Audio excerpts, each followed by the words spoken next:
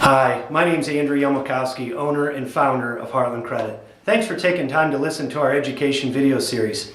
The next video we're going to be talking about today is the third largest bucket in the FICO algorithm, meaning the third largest factor that determines your credit score. It's actually 15%, which is called length of history. Let me try to explain it in some simple terms. What's more impressive to you? Somebody that's been married for 5 years or somebody that's married for 40? My bet is you probably just said, well, obviously, a person who's been married for 40 years. They've had to endure more adversity. They've stuck together. They've showed more loyalty. They've respected and loved each other longer. Same thing's true with length of history. In the credit algorithm, one of the most important aspects to understand is that the length of history that you have with your creditors directly relates to whether or not your credit score is going to continue to go up, might hold stagnant, or potentially even go down. Let me try to explain it this way. The longer you do a good thing on your credit report, the more positive weight it carries, okay? The longer you do a good thing, the more positive weight it carries. Example, you open a credit card in 2012. You're loyal to that card. You kept it open, you used it a little bit, you paid it on time, or you didn't, okay? But the reality is every month that you kept that account live, what you're doing is building a length of history equation. That's 15% of your score. So the longer you've done a positive, the more positive weight it'll bear. This is where somebody who maybe gets a mortgage and never refinances it for 5, 10, 15 years, that mortgage will carry a lot of positive weight because it's a 15-year trade line on your credit report.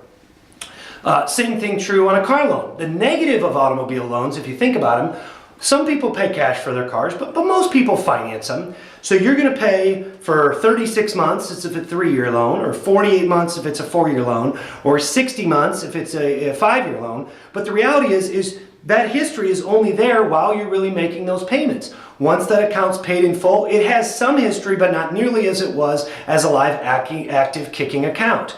So why we talk about this is especially true with credit cards. So many times people want to understand, hey, how do I have awesome credit? I mean, how do I get to a mid-700 credit score?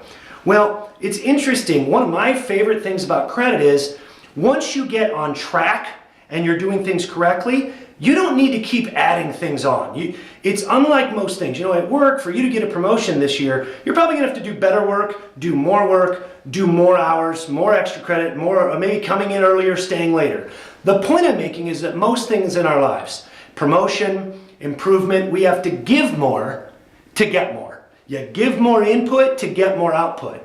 Credit is unique in that because length of history is weighted at 15%, once you're doing the right thing, meaning if you started with horrible credit, you didn't pay anybody on time ever, but then all of a sudden you get on the right track, you open up a couple credit cards, you're on time, you're loyal, you consistently perform with that credit card for 6 months, 12 months, 18 months, 24 months, 36 months. You get to the point where, yeah, I've had that Gander Mountain Visa card now for 10 years. That card is carrying an enormous amount of positive weight for your credit report. This goes against a lot of what Americans think. You think about it, most people are motivated by the bigger, better deal.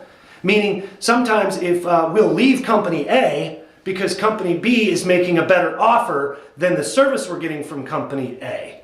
Well, so we leave this company and we take on this company. Well, the negative of doing that is typically in the credit world, that means we had 2, 3, 4 years where we had length of history built with an account. Then we get an offer in the mail that sounds better, so we close this one to take this one. Friends, what you just did was cut off your nose to spite your face. You made a decision that thinking that Apple B was better than Apple A, by taking the brand new account, you just lost all the history that you had. So one of the things I talk about is with credit cards. Open them, never close them. The longer, if you want to be a 750 credit borrower, you need to typically have several trade lines, items on your credit that you've had history with for 5 years. Okay? When you start looking at a 600 borrower, they maybe only had them on there for 6 months. Then all of a sudden they get to where they have 3 years they've had their 2 credit cards since they've had them open. Now all of a sudden they're an upper 600 mid-score. Now all of a sudden they get to where the same 2 credit cards they've had for 5 years and they become a 740 credit score. Then all of a sudden 2 more years later they've got the same credit that they've had but they've had those cards for 7 years since the date they were originally opened. Those 2 credit cards probably are the single reason you're in the mid-700s, because length of history takes over. We are going to try to get you on track during our program. And the key for you is to try to absorb as much from us as you possibly can so that you stay on track for our process, but then well past our process so that you don't ever need our services ever again.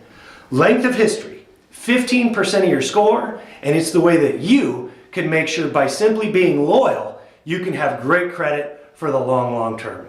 Thanks so much for listening.